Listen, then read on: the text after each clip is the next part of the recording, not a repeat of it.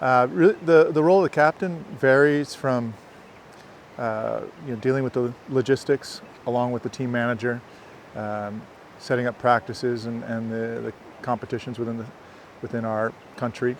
And once we hit the road, I deal a lot with the logistics and making sure we have the right guide. We had a great guide in Australia, and finding a place to stay, and then just kind of herding the cats, really, making sure everybody's where they're supposed to be when they're supposed to be. Our team is such an experienced team. It's not like the role of the captain is, I'm telling these guys how to fish. What I'm doing is facilitating for them the opportunity to reach their potential as anglers, and making sure everyone has on the team a chance to practice till they're confident, and share their information that they're learning with each other. It's really a team event. We knew who our captain was a couple years in advance, and so we start communicating the types of materials, flies, equipment well in advance. We have a practice, and since we're from the United States, we're spread out all over the country, from North Carolina, Pennsylvania, Colorado, Utah, Idaho.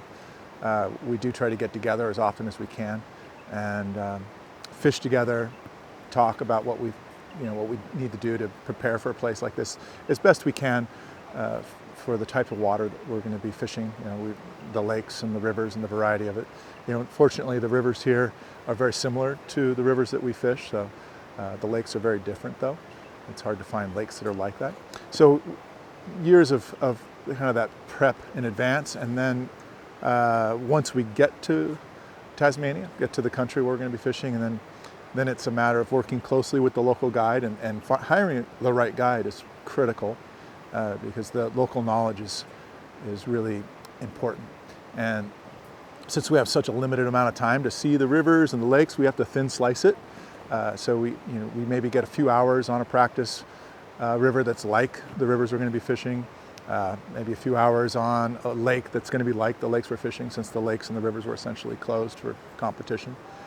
And then we come back in the evenings and we just go through everybody's experience. And since it's such a close team, everybody understands the other angler, so it's easy for us to communicate with each other and know what they're talking about.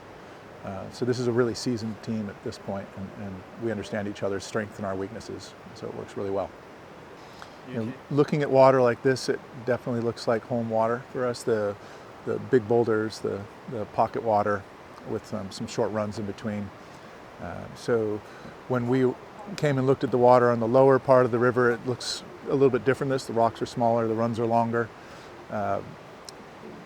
So this was a real pleasant surprise to see this type of water. We felt like, this is something we're familiar with. We know how to fish this water. We're comfortable with it. What we don't know, with the big question mark, is what kind of fish population we're dealing with here. And Lance is going to be figuring that out pretty quickly once he gets flies in the water in about a minute. So how he's going to move through the water and pacing it is still yet to be determined. But since this has been closed and is fresh water, I think his strategy is just going to be to move through and cover all the A water as best he can. And he'll get a feel for it right away, and he'll understand his pacing for the rest of the session.